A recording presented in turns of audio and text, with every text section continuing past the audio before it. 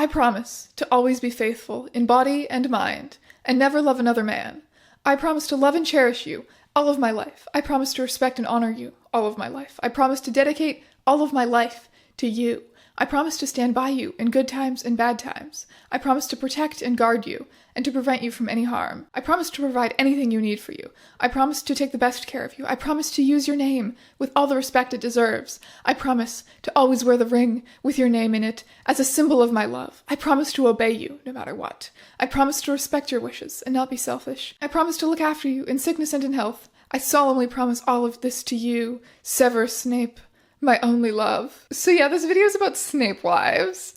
This is a community which sprung up in the early 2000s, around 2005 actually, on Livejournal. So I will admit it's a little bit before my time. I was a child in 2005. I was never on Livejournal, but how could I not do this one? It's so up my alley. It's so good. I have relied on first-hand accounts of people who were there to try and piece the story together for you. I've done so much research. I bolted upright out of bed 2 days ago in the morning and was like, Snapewives, I'm doing a video on Snapewives. So I've just been in this Snapewives rage for the past 2-3 days, and I really feel like I've microwaved my brain. I feel like I've absorbed a small nugget of the insanity going on here. So what are Snapewives? Well, you know what? I'm not going to sugarcoat anything. I'm just going to figuratively dump the ice bucket over your head. There's a great summary on fanlore.com, and I'm going to read it for you. The Snapewives, also known as Snapeists, are a group of women who believe that they channel Severus Snape, allow his spirit to inhabit their bodies and speak to him, of course, are engaged in romantic relationships with him and see him as a vital spiritual guide for their daily lives. They practice Snapeism, a new religious movement centered on Snape. They believe Severus Snape is not simply a character in the Harry Potter books, but an omniscient and immortal deity, and in fact believe that the books were written because JK Rowling was channeling Snape. There is so much more to it than that, but that's a pretty decent TLDR. The Snapewives themselves have written some pretty punchy summaries of their beliefs as well. I believe that Severus Snape exists independently of JK Rowling. I'm yelling because this is all caps. He is a living, feeling spirit. I believe anything is possible, and that Severus does visit those he chooses to. Isn't he a fictional character from Harry Potter? He is in the book, yes. That doesn't prove anything. Let's just say Severus Snape goes beyond that, and it's not easy to explain. I believe he is out there, real enough to communicate. Have you ever wanted something so badly that you ached from within your very soul for it, that it gnaws at your heart and very being? At times it brings tears to my eyes, and I find myself trembling from the need. I have never experienced anything this intense before now. There are times when I feel that my soul is being torn asunder with fierce desire. Obsession is a mild word for what I feel for Severus Snape. As you can imagine, there's a lot going on here, and I'm going to get into excruciating detail, don't you worry. But before we do that, I've got to tell you a little bit about this video sponsor, NordVPN. I've already been using NordVPN for a couple of years now. I love promoting things that I genuinely really like and use every single day of my life. It's so easy. If you did not already know, VPN stands for Virtual Private Network, and it works because when you connect to one of the VPN servers, it hides your IP address. It's an essential internet safety tool. If you don't want the Zuck peeping on your data, you're gonna need a VPN. However, I use a VPN mainly for streaming reasons. If I'm at home and I want to watch some American Netflix, I just connect to a server in America. Or if I'm traveling, but I want to keep up with the Great Canadian Baking Show, I can just connect back to a server in Canada and watch it. And likewise, in your area, there's probably shows you can't get, games you can't find, whole streaming platforms maybe that aren't available yet. NordVPN has over 5,400 servers in 59 different countries, so you've got tons of options. And of course, NordVPN is super easy to use. I am not a tech-savvy person at all. I'm a grandpa, I hate new technologies, but it's super easy. You can connect to a server with a singular click. Right now, you can get 4 months free on a 2-year plan when you head over to nordvpn.com/strangeeons and use code STRANGEEONS. That's me. That link will be in the description for your clicking. And now, back to your regularly scheduled content. As far as I can tell, the Snapewives actually never called themselves Snapewives. Snapewives was a derogatory nickname given to them by websites dedicated to making fun of them. However, it's kind of the name they've been stuck with / gone down in history with. They called themselves Snapeists, but even that term was coined very late in the timeline of this community, after it was thought that they were already declining and losing most of their members. It's likely that someone just came up with Snapeists to sound better than Snapewives, but it sounds worse, in my opinion. But anyway, it doesn't really seem like they called themselves anything during the main events of their movement. But yes, they were married to Snape on the astral plane, and Snapewives feels fine as a name for that. I'm going to call them Snapewives. for the duration of this video. And if you are already sitting there and thinking, damn, just what the hell? Just, I want to study these people. You are not the first. Someone has, in fact, studied these people. An amazing source for this video was Snapewives and Snapism, a fiction-based religion within the Harry Potter fandom by Zoe Alderton. It was published in 2013, and it's a really good read. It's a very fun and approachable read for an academic article. I enjoyed it quite a bit. It goes into even more detail than I have time for in this video about certain subjects, as well as the implications of, like, modern fiction-based religions on the internet, which Snapewives are far from being the only ones. But again, things I don't have time for. If you want to go down that rabbit hole, highly recommend this article. It will be linked in the description. Two of the most prominent Snapewives and the main subject of Alderton's article were named Tanya and Rose. They were the only two Snapewives who were actually friends in real life, and I do imagine that sharing something like that with someone in your day-to-day life and just not on the internet probably helped to strengthen their commitment to it quite a bit. The other members were spread out all over the world and to our knowledge never met each other. Most of the Snapewives' original posts are now lost to the internet, but one surprisingly intact relic is Rose's Livejournal account. You can see her extensive collection, probably hundreds of Snape edits, and read some of her posts as well. Her bio reads, I am 43. I don't know when the last time she updated this was, probably a very long time ago, but at the time, I am 43. Married 2 times, divorced 1 time. I got 2 cats. My son tested for his second Dan in Taekwondo 8th of April and broke a concrete block with a hammer fist. I have a long, since I was 10, fascination, obsession, and understanding for vampires. 3 years ago, begin of April, I got my first tattoo. It is of a rose, which pierces through the skin with its thorns, therefore leaves some drops of blood. Okay, Ebony Darkness. Also, I have Severus Snape's name tattooed below it. I am hoping to finish it soon with a profile of his over the rose.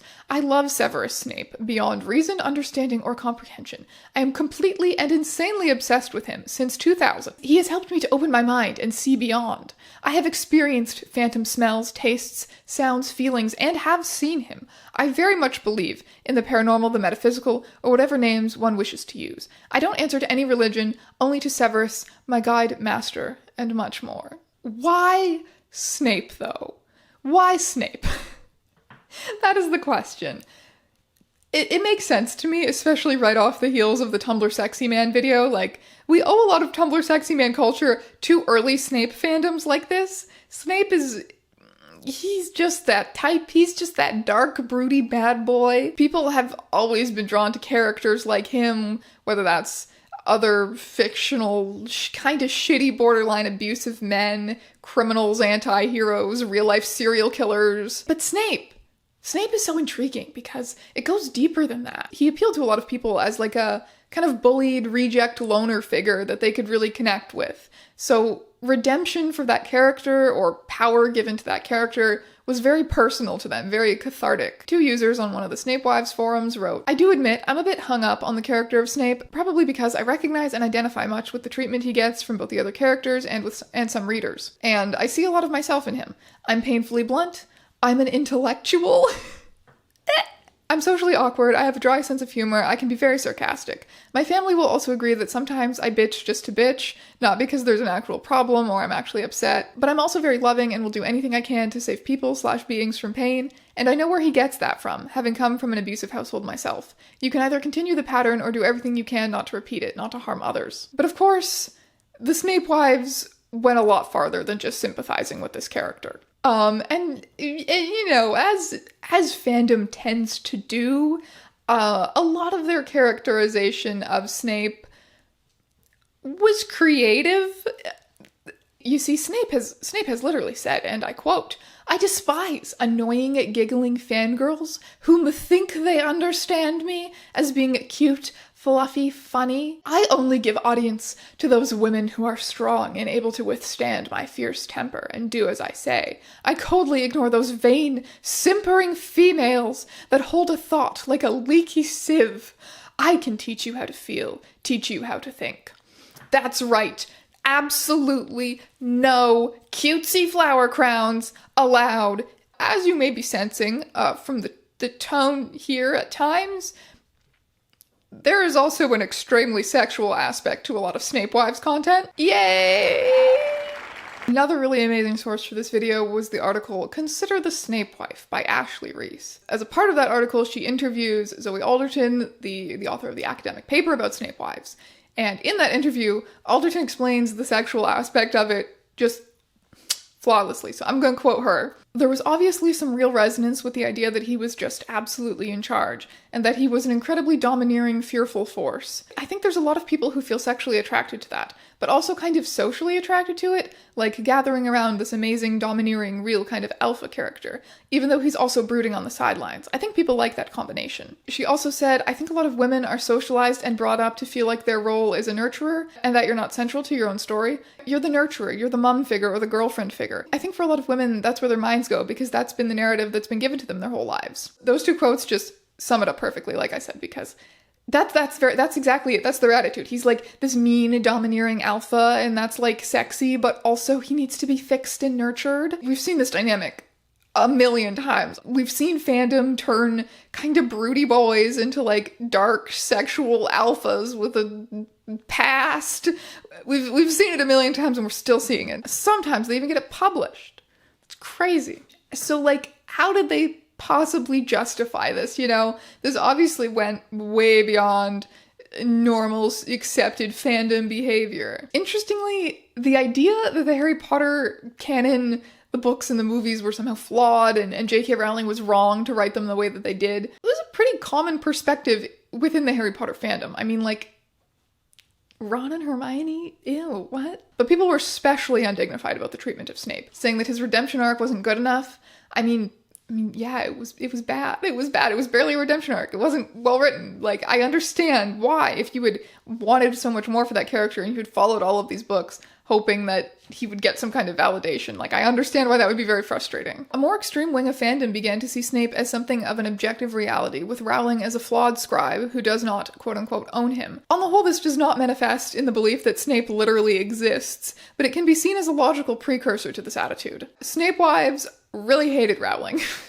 That was the only singular way that they were ahead of their time. Apparently Rowling was meant to tell Snape's story about his heroic defeat of Voldemort or whatever, so but then she went astray because she was scared of Snape's true power, so she went astray and he abandoned her. The core components of the Harry Potter story, the basic components and the world that it's set in, are real, but the books are still mostly just garbage muddled by JK Rowling's bad opinions and preferential treatment of Harry. There are many descriptions in the Harry Potter books of Snape being ugly and greasy and gross, and Snapewives would call that the Harry filter. Everything is filtered through Harry's wrong, bad, invalid opinion. As I'm sure you can imagine, the Snapewives were very cut off from the rest of the Harry Potter fandom. You can't just roll up to a normal Harry Potter discussion forum and start going on about how obviously Snape didn't die in the books, because actually he's an immortal deity, not unlike the Christian god who possessed J.K. Rowling to tell his story, but then she betrayed him, / was inadequate and wrong, so he abandoned her, and now he communicates with a community of middle-aged women on Livejournal instead. Naturally, the biggest glaring problem with the books for a lot of the Snapewives was Snape's death in the last book. Obviously, this can't be correct, because he's an immortal god who can't die. And yet, a lot of the Snapewives actually did mourn him after this and create tributes to him. I mean, he was still a god who couldn't die to them, but like maybe there was multiverses or different dimensions or something, and like maybe he did die in one dimension. Plus, anyway, the Deathly Hallows book takes place in 1998, so if he died in 1998, how could he be communicating with them in 2007? Is time even real? Tanya writes this fanfiction where the immortal god Snape takes her to the Deathly Hallows book universe, and then they like go to the grave of the Snape who died in that universe and like dig up his grave. The Snapewives clearly had a lot of emotions about Snape's death, and they found their ways to engage with that and to vent those feelings regardless. How did this manage to go so far is another valid question. A lot of people have chalked that one up to Livejournal. When I was growing up and first starting to engage with fandom as a teenager, fanfiction.net was where it was at. Now it's AO3 now. It's been AO3 for a long time. I come from the fanfiction.net generation. Before fanfiction.net, there was Livejournal. That was where a lot of the fandom stuff, as well as some other Tumblr variety of stuff tended to be housed in the early 2000s. Livejournal tended to create very insulated communities. I mean, it wasn't that difficult to join them. You could still get people creeping on each other, starting drama, etc., etc. But it wasn't like Tumblr where you post something in a tag and then suddenly your stuff is on blast to everyone who can look at that tag. Stuff could go on relatively privately on Livejournal for a lot longer, which honestly just makes me wonder, like, what the hell could be going on in Discord servers these days? Now to get into some more of these specifics. What exactly is the lore here that we're dealing with within the Snapewives religion? Alderton actually notes that the Snapewives theology seems very, very consistent, well thought out, well understood by all of the members. They have a very clear idea of who Snape is, what he wants and represents as a god, as well as what counts as valid devotional practices. And Alderton describes those devotional practices as a combination of kind of established religious traditions, mostly drawing on Christianity, and some newly invented practices owing to the Snapewives' background in fandom culture, as well as the new technology at their disposal.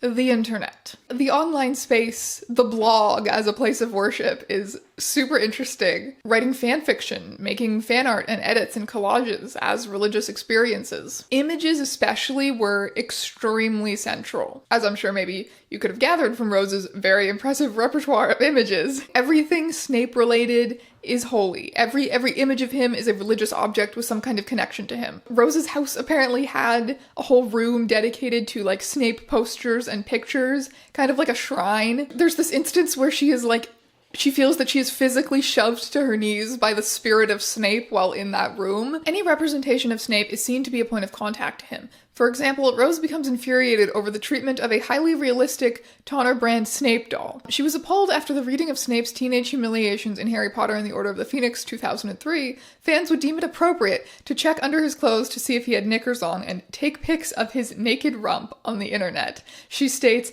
"I wouldn't ever dare disrespect Master in such a humiliating manner." And that's all fine and good. However, it leaves me with the very pressing question, aren't these images of Alan Rickman, though? The actor who played Snape in the movies. It's one thing to do fan art of a book character, but like, this is a picture of a real guy who exists. Well, he died. Existed, and it was not Snape. Or is it the idea of Snape that matters more? I've seen no justification for this, but they're very obsessed with the image of Snape. And that image is Alan Rickman. Another very important facet of Snapeism was channeling the spirit of Snape. Rose and Tanya both claim to very frequently channel Snape in their day-to-day lives. Other members struggled with their lack of direct connection to him. One particularly vocal member, who the Alderton article also follows in some detail, is a member from Holland named Conchita. She has a handful of vivid dreams about Snape and can feel his presence, but he never quite seems to directly communicate on the level that he does to Rose and Tanya, and that's something that she's made to feel quite insecure about. Rose and Tanya also claim that all of their fan creations are inspired by the spirit of Snape, much like the Bible was inspired by the Holy Spirit.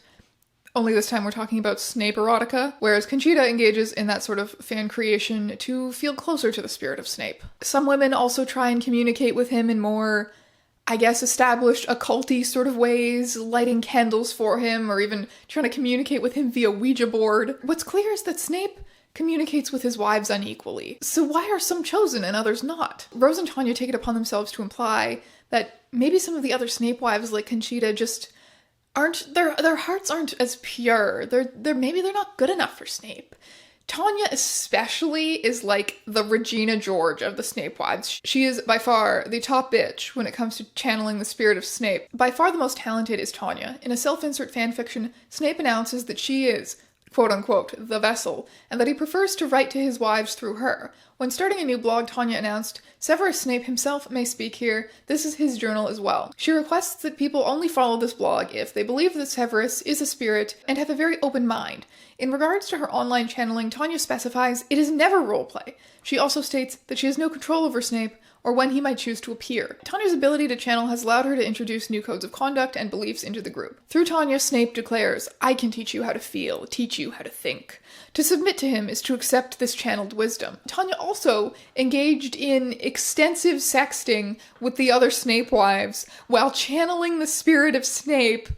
Most often, this sexting while channeling Snape was with her IRL bestie, Rose. And I'm just reading this for the first time in an academic paper of all places, but I'm reading this for the first time and I'm just like, I'm breathing so deeply because this is just not a storyline that I ever expected to have to hear twice. Truly nothing in all of human history is original. Or Tanya is the reincarnation of Benedetta Carlini. Take your pick. Maybe the biggest difference between Snapewives and medieval Christian mystics is that while the Catholic Church gave their stamp of approval and made Hildegard of Bingen a saint, the Harry Potter fandom dismissed the Snapewives as insane. But even so, the Snapewives did not let all of the hate get to them, especially when their god was such an important presence in their day-to-day lives. Through feeling his presence, Conchita was able to determine that he dislikes the sweetness of Sinterklaas candy, but enjoyed a steak that she cooked one time in 2006. Just that one.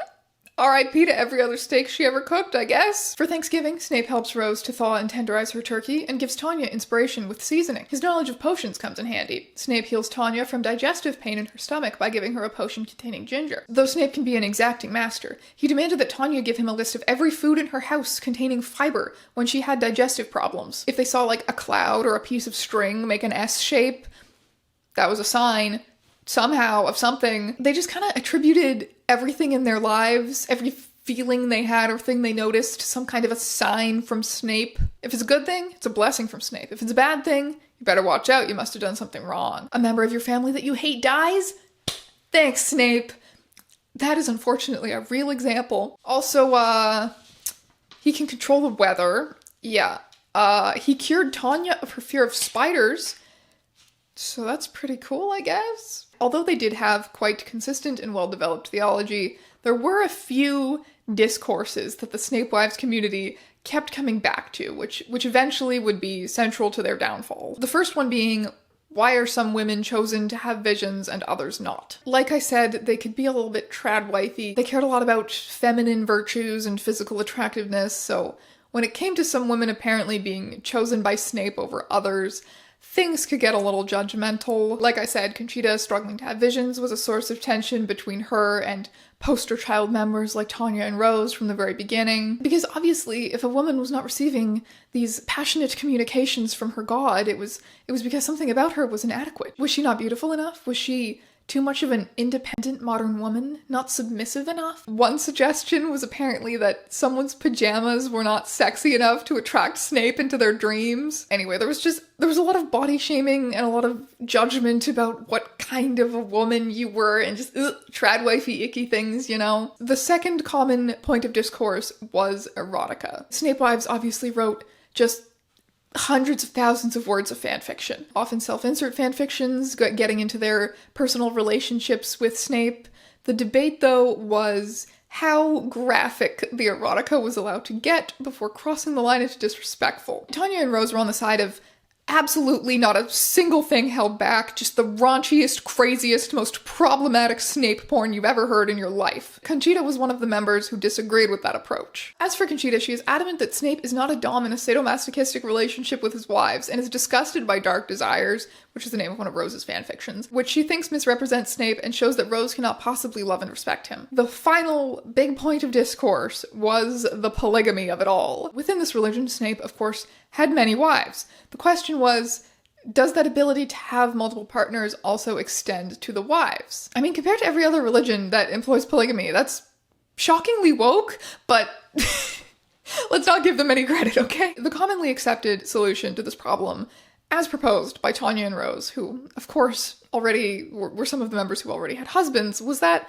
Snape was fine with them having a husband or a boyfriend who they were monogamous with. Snapewives were allowed to have one human man. Snape would tolerate sharing them with one singular human man. In fact, Rose claimed to be able to have sex with Snape through her husband. Snape would possess her husband. And you know what? Let me just read the passage for you. The physical bodies of these husbands do have benefits. Rose is also able to have sex with Snape via her husband. She proudly explains, "Master would take over for my hubby and have fun. Basically, my hubby would do things in ways that only Master can and could." Weird emoticon faces. Nevertheless, Snape only uses his body as a vessel. He does not spiritually connect either to Kevin, Rose's husband, or George, Tanya's husband, nor does he even seem to like them. As Tanya recounts, my husband offended him by saying he was not real. George is not invited to be a part of her sexual adventures with Snape. In one channeling session, she pauses her activities when he wakes up from a nap, and does not resume her erotica dancing for Snape until he leaves for a walk. According to comments left by Tanya on Rose's journal, George is awaiting the moment when Severus is gone from my life forever. Jesus Christ, poor George. Right, so Snapewives are allowed to have a husband or a boyfriend. Got it.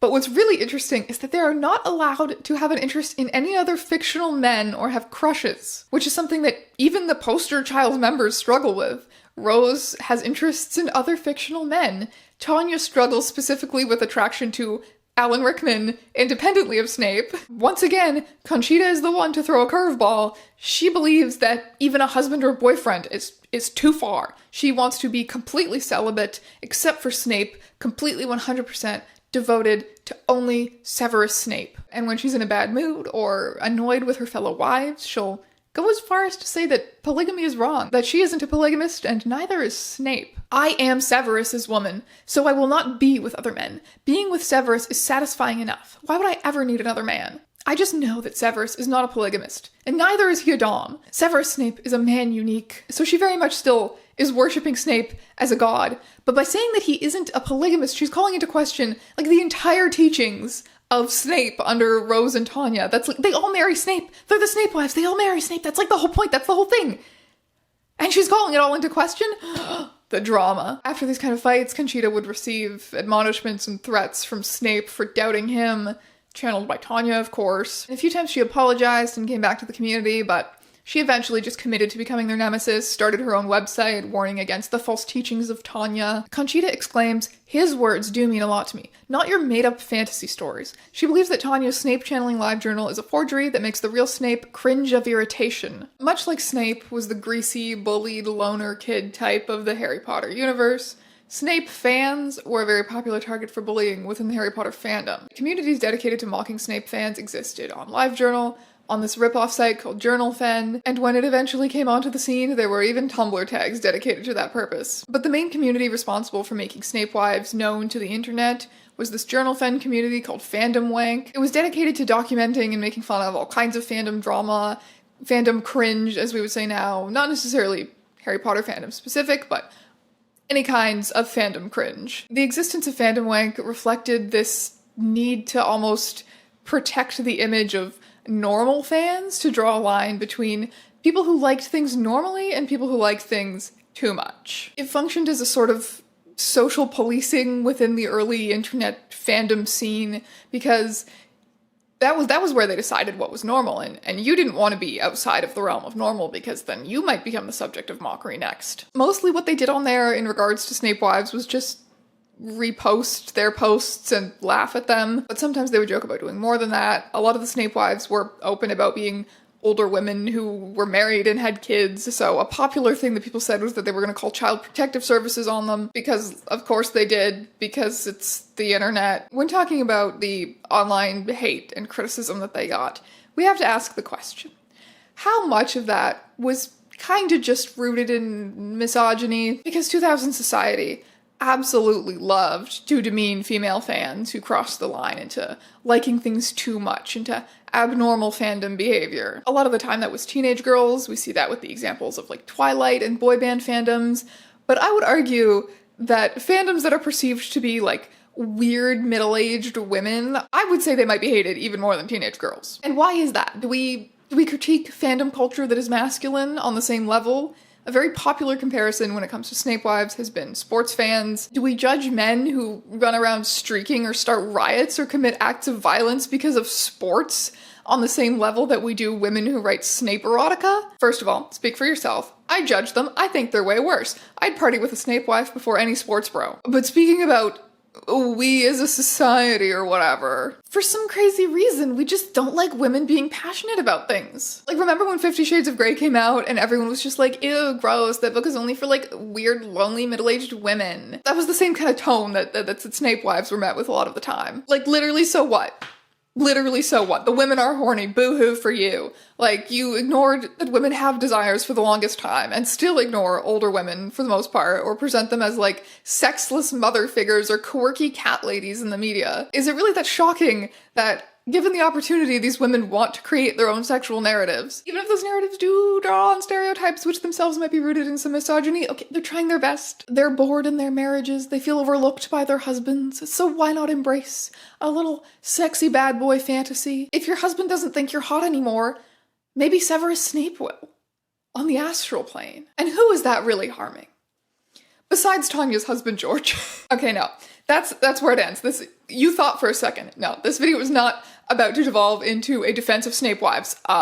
Very much not. Most of the online criticism of them was just bullying and misogynistic garbage. That is true. But just because the average Fandomwank user was too brain dead to pick up on them, it doesn't mean there were not valid criticisms to be made. Let's focus in for a second on one of the articles I mentioned, Consider the Snapewife by Ashley Reese.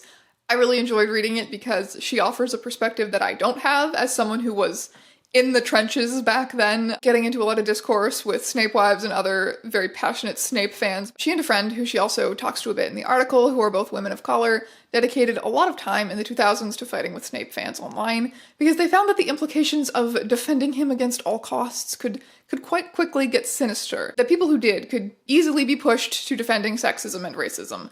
Which, by the way, are not fictional. This is unfortunately going to lead to me having to explain some of the plot of Harry Potter, but I will make it as fast as possible, I promise. Voldemort and the Death Eaters, who are his followers, are like a very clear, like, wizard Nazi allegory sort of thing. They want to purge the wizarding world of everyone who isn't a pure-blooded wizard. They want to get rid of wizards born to non-wizard parents. Snape's only friend growing up is Lily. He's in love with her in, like, the tragic, unrequited, incel-y sort of way. She is also a wizard born to non-wizard parents. Snape and Lily go to Hogwarts together, where Snape ends up being relentlessly bullied by James, who is like the cool Chad to Snape's greasy incel. Lily and James are Harry Potter's parents.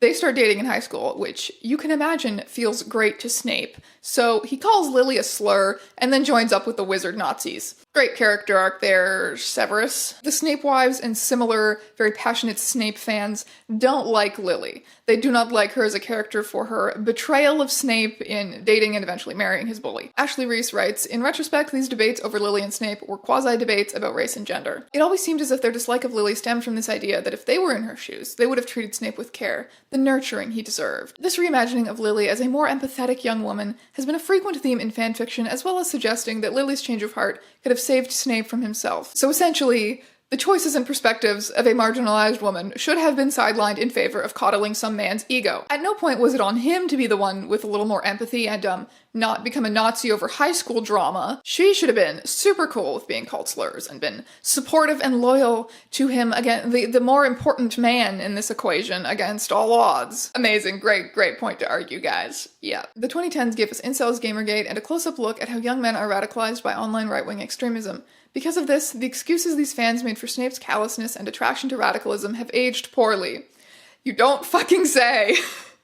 Maybe it was much easier to empathize, even excuse Snape's behavior and his seduction to the dark in the 2000s, when the trope of the monstrous jock and vicious it girls reigned supreme. But fandom has changed significantly in the last decade, and so has the world of politics that influence it. But like I said, very few criticisms of the Snapewives were as articulate as Ashley Reese's. Most of what was said about them was just basically boiled down to, ew, old women, gross.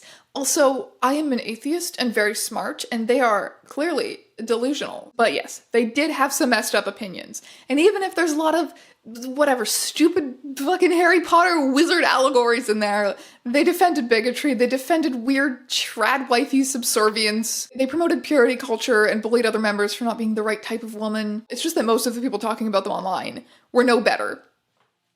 Everyone here sucks. Congrats, guys. You all suck. The Snapewives community is thought to have been in decline by 2007, around the same time as the release of the last Harry Potter book.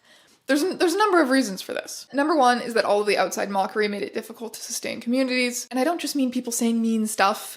It's the internet. There's a danger of doxing. There's a danger to their families and their careers. Like I was saying, people knew they had children and talked about calling child protective services on them, and at some point, you gotta ask yourself, is this Snape cult really worth it? I know one woman left because she had this revelation that that this was taking up way too much of her time and energy and that she needed to be spending more time with her children instead. Not to mention whatever the hell was going on with Tanya and her husband. Like, at some point, something this intense will take a toll on in real life relationships, and you just gotta ask yourself if it's worth it. And a lot of people decided it was not. The second reason is that they kind of just imploded, kind of just tore themselves apart with their own discourse. A lot of people didn't want to tolerate it and just left or lost interest. Many of them wrote their dramatic breakup letters to Snape when they did leave. The absolute nail in the coffin, though, in their falling apart was the breakup, the dramatic friend breakup between Rose and Tanya. Rose writes, "Tanya was my Lily. She couldn't accept me for who I was. She couldn't deal with the close friendship we had." And what caused their falling out was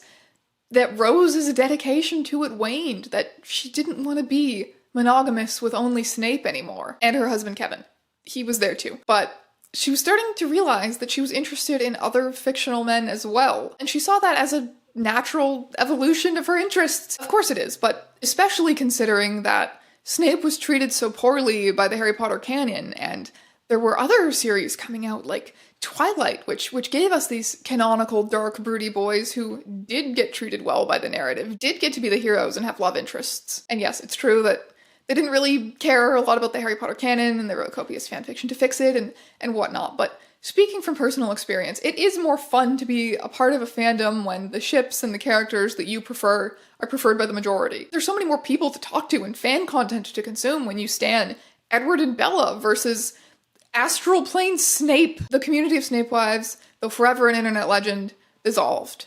Rose continued to post on and off on her Livejournal until around 2011. I think her last post was like a review of the last Harry Potter movie or something, and then once she disappeared, that was it. Everyone was gone.